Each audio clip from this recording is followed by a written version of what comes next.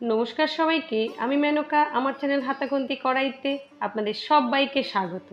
আজ আমি বানিয়েছি আমার একটা খুব পছন্দের একটা রেসিপি, তাই সেটাই আপনাদের সাথে শেয়ার করছি। আজ আমি বানিয়েছি কাঁঠালের আটি দিয়ে চিংড়ি মাছ দিয়ে পাতুরি। এটা খেতে খুব ভালো লাগে।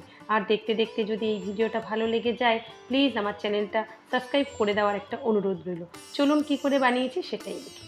আমি কাঁঠালের বীজগুলো ছুলে নিয়েছি। ছুলে কি করব, একটা এরকম শিলনোড়া দিয়ে না এরকম একটু থেতলে নেবো। আপনারা কুচিয়েও নিতে পারেন, কিন্তু কোচাতে অনেক সময় লাগে। আমি আমার মাকে এভাবেই দেখেছি, খুব তাড়াতাড়ি হয়ে যায়। এইবার কী করে থেতলে এটাকে না জলে 2-3 ধোয়া বার ধুয়ে নেবেন, কেননা এই যে কষটা বেরায়, এই কষটা দেখবেন যতক্ষণ পরিষ্কার জল না হচ্ছে ততক্ষণ ধোবেন। আমার ধুয়ে এবার একটা আমি থালা নিয়ে নিয়েছি। থালাতে কাঁঠালের আটিগুলো সব নিয়ে নেব। এর মধ্যে দিয়ে দেবো চিংড়ি মাছ। আপনারা ছোটো দিতে পারেন, বড় চিংড়ি মাছ হলে ছোটো ছোটো করে কেটে দিতে পারেন, যেরকম খুশি আপনারা দিতে পারেন। আমি এখানে 2টো মিডিয়াম সাইজের পেঁয়াজ একটু কুচিয়ে নিয়েছি। এর মধ্যে স্বাদ অনুযায়ী মশলার মধ্যে দেবো আমি 1 চামচ হলুদ গুঁড়ো, স্বাদ অনুযায়ী লঙ্কার গুঁড়ো, আর এখানটা দেবো হচ্ছে আমি নুন, আর একটুখানি এর মধ্যে চিনি দিতে হবে। চিনি দিলে এটার কিন্তু স্বাদটা খুব ব্যালেন্স হয়ে যায়। এইবার কি করব, এখানটা 2-3 চামচ একটু বেশি সর্ষের তেল দিতে হবে। এই রান্নাটায় যে কোনো পাতুরিতে তেলের পরিমাণ একটু বেশি দিতে হয়, কোনো তেলের সাহায্যেই কিন্তু এই রান্নাটা পুরো হয়। এইবার আমি এই রাইটাকে ভালো করে হাতে ভালো করে মেখে নেব, যাতে সম্পূর্ণ মশলা সব কিছুর গায়ে এরকম মেখে যায়। ব্যাস আমার মাখা হয়ে গেছে।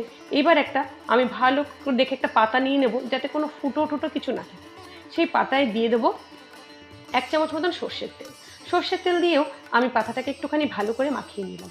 সবার আগে দেখে নেবেন পাতাতে যাতে কোনো ফুটো না থাকে। যদি পাতা থেকে ফুটোতে বা ছেঁড়া থাকে, মশলা বেরিয়ে যায়, তাহলে কিন্তু আপনি পাতুরির স্বাদটা পাবেন না। আপনাকে এটা শিওর করতে হবে যে পাতাটা জানি সব একদম সম্পূর্ণ ঠিক আছে, আর যেই মশলাগুলো দিচ্ছেন পাতাতেই যাতে থাকে। আমি পুরোটা ঢেলে দিয়েছি। আর এদিকে আমি গ্যাসে কিন্তু একটা কড়াই বসিয়ে আবার একটা পাতা দিয়ে দিয়েছি। আমি কিন্তু কড়াইটা একটু গরম করে নিয়েছি। এবার কি করব, যে পাতাটায় আমি চিংড়ি মাছগুলো মেখে এইভাবে রেখেছিলাম, সেই পাতাটা এরকম পাতা টেনে ধরে আস্তে এর ভিতরে ঢেলে দেবো। এইবার কি করব, আমি যেই থালাটা নিয়েছি সেই থালায় একটুখানি জল দিয়ে থালাটা ধুয়ে যেই মশলা টশলাগুলো লেগেছিল, ব্যাস 1 চামচ মতন জল এখানটা আমি দিয়েছি। এই রান্নাতে কিন্তু একদমই জল দেবেন না। এইটুকু জল থেকেই দেখবেন এর মধ্যে অনেক আমি জল বেরিয়ে যায়। 5 মিনিট মতন লো ফ্লেমে এটাকে রান্না করেছি। দেখুন আমি কিন্তু ওই জলই দিয়েছি 1 চামচ। আর এর থেকে এই যে জল বেরিয়েছে, এই জলটা শুকিয়ে গিয়ে যতক্ষণ তেল না দেখা যাবে ততক্ষণ অবধি আপনাকে কিন্তু এটাকে ধিমে আছে এইভাবে ঢেকে ঢেকে রান্না করতে হবে। দেখুন এই যে আস্তে আস্তে তেলটা কিন্তু জলটা শুকিয়ে গিয়ে তেল এরকম চারপাশে ফুটে ফুটে উঠছে, তখনই আপনি বুঝে যাবেন যে আপনার রান্নাটা প্রায় ওই পিঠটা হয়ে গেছে। এবার আমার কি করব, আমার তো ওই পিঠটা হয়েছে, এই পিঠটা তো কিন্তু আমার এখনও হয়নি। তার জন্য আমাকে এটা কী করতে হবে, দেখুন পাতা থেকে কিন্তু কোনো মশলা কড়াইতে পড়েনি। এইবার কি করব, আমি যেই মাছটা আমার উপরের পিঠটা হয়ে নিচের পিঠটা হয়েছে, উপরের পিঠটা কিন্তু এখনও হয়নি। এইবার এই পিঠটাকে করার জন্য আমাদের কি করতে হবে, তার জন্য এর উপরে আমি আর একটা কলা পাতা দিয়ে দেবো। কলা পাতা দিয়ে একটা এরকম প্লেট দিয়ে চাপা দিয়ে আমি কি করব, নিচের প্লেটটা ধরে এরকম আলতো হাতে একটু উল্টে দেবেন। তাহলে কি হলো, যেই পেটটা ভাজা হয়েছে সেটা উপরে চলে আসবে। এই যে এই পাতাটা না ফেলে আবার কড়াইতে দিয়ে দেবেন। আর এটাতে যেটার মধ্যে আমি মাছগুলো দিয়েছি, দেখুন একটুও মশলা কিন্তু কোনো থেকে বেরোতে পারেনি।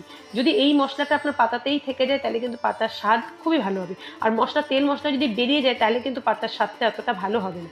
আপনাকে এটা তাই জন্য খুব সতর্কভাবে আপনাকে প্রমাণ রাখতে হবে যে পাতাটা যাতে না ছেড়ে। দেখুন কাঁঠালের বিচিগুলো এই পাশে কেমন সিদ্ধ হয়ে গেছে, চিংড়ি মাছটাও কত সুন্দর হয়ে গেছে।